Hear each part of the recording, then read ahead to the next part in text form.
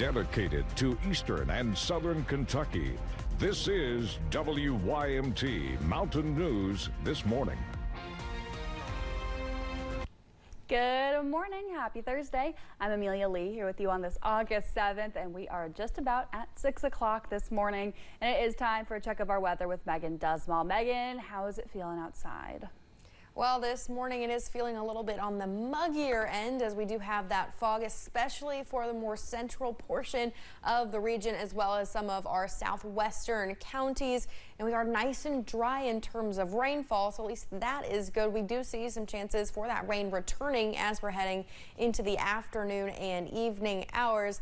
But in terms of temperatures, well, we're mainly looking at those 60s. Not too bad of a start of your day, especially as those temperatures continue to warm up into the afternoon and those 80s take full swing. Looking at a mixture of the mid to upper 80s for some folks and then treading into the low 80s and upper 70s as you go more to the east. Here's a breakdown of that forecast over the next couple hours. We'll hit a high temperature as we're heading into the early afternoon. Again, seeing those chances for scattered showers. Amelia. A Clay County man was sentenced to 20 years in prison after he pleaded guilty but mentally ill in a 2021 attempted murder case. Jonathan Hubbard was charged after he was accused of stabbing his mother, according to an arrest citation. He was also accused of firing a gun toward her. Hubbard was also sentenced on a pair of charges for theft by unlawful taking.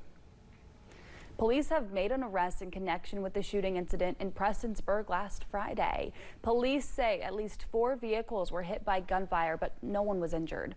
Prestonsburg police say 19-year-old Weston Harris came forward and identified himself as the operator of the vehicle involved. Police say the shooter was identified as a 17-year-old boy. They've now charged him with wanton endangerment and criminal mischief. He was taken to the Breathitt County Regional Juvenile Detention Center. State police conducted an active shooter drill at Roundstone Elementary in Rockcastle County yesterday morning.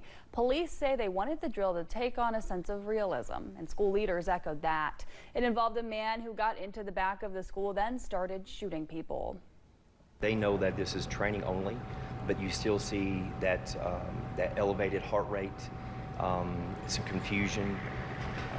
And we know that that's coming. That's just an ounce of what it would be like if it were real life. Along with police, EMS, and firefighters, they also took part. School leaders say Rockcastle County has a school resource officer in every school.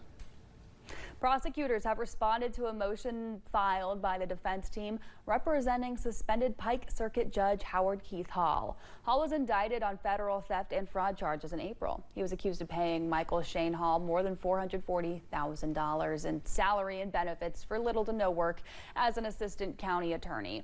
Hall's defense team argues there's no law requiring assistant attorneys to work 100 hours per month, but prosecutors say state guidelines require that.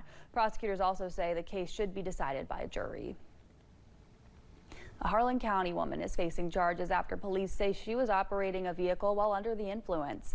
The incident happened on Monday when KSP was called to a crash on US 421 in the Bledsoe area. When they got there, police say one of the children had minor injuries, which were small cuts caused by glass. Police say Brianna Merrill was not able to complete a field sobriety test. She was taken to the Harlan County Detention Center. Well, if you receive a call from an unfamiliar number, it may be best to just avoid picking up the phone. Scammers are now using AI to steal money and important information.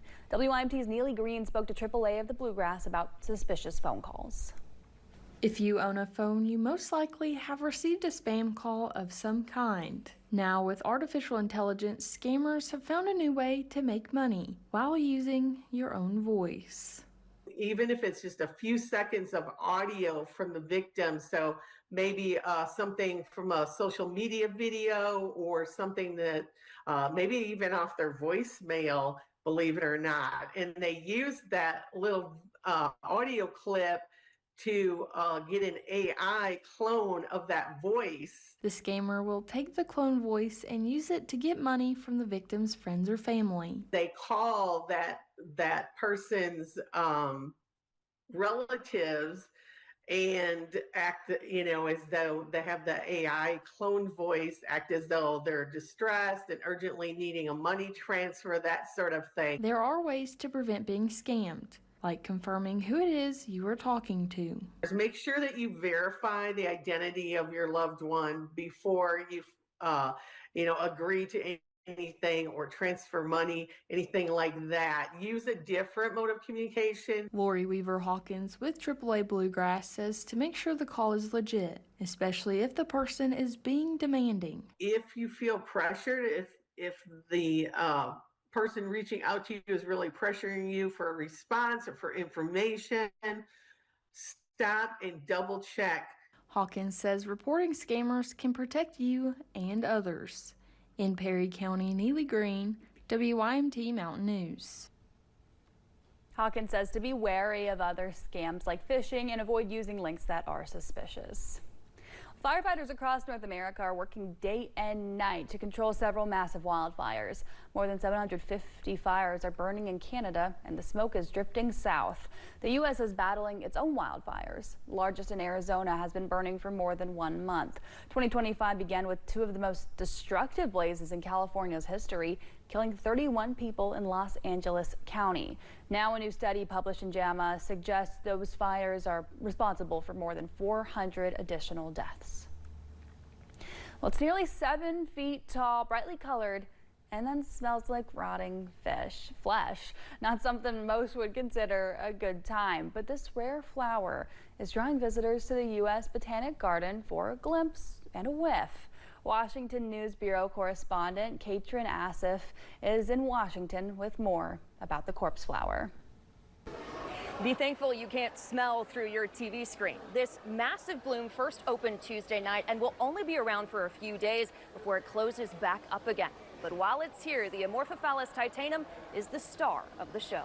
It was majestic, magnificent, it's glorious. For thousands of visitors, it's worth braving the long line winding into the United States Botanic Garden for a chance at a glimpse and a sniff of this. We're standing in front of a corpse flower, Amorphophallus titanum.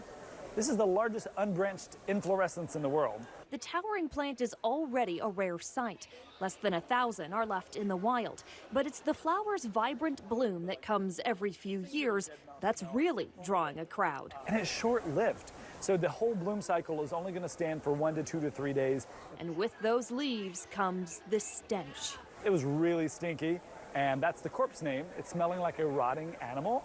I picked up kind of a musty odor. Intriguing, very intriguing. For visitors like John, it may be one of the few times they'll ever see a corpse flower in full bloom. But the sight and smell are nothing new to staff at the Botanic Garden, which has 35 in its collection as it works on conservation. If something happened to them in the wild, we could help reintroduce them in the wild and put them back. A big stink over one unique flower. In Washington, I'm Katrin Asaf. I guess we're not allowed. We're still battling with the fog this morning. Here's a look outside the WYMT Tower Cam, and you cannot pick up on anything this morning. Temperatures are sitting in the 60s all across the region, though, and we'll continue to slowly have those temperatures warming up into the 80s as we head into the afternoon hours. Here's a look at those forecast highs for you. Seeing the upper 80s as you travel more to the west, and those mid to low 80s as you travel more to the east. Now, in terms of rainfall, we're nice and clear this morning. We will see some chances for some scattered showers as we're heading into the afternoon and evening hours, clearing out overnight. Now, in terms of the next hours, what we're really expecting are for those clouds to stay over top of us, temperatures warming up as you're heading into about that 4 o'clock time frame. Stay with us. More mountain news and weather is on the way.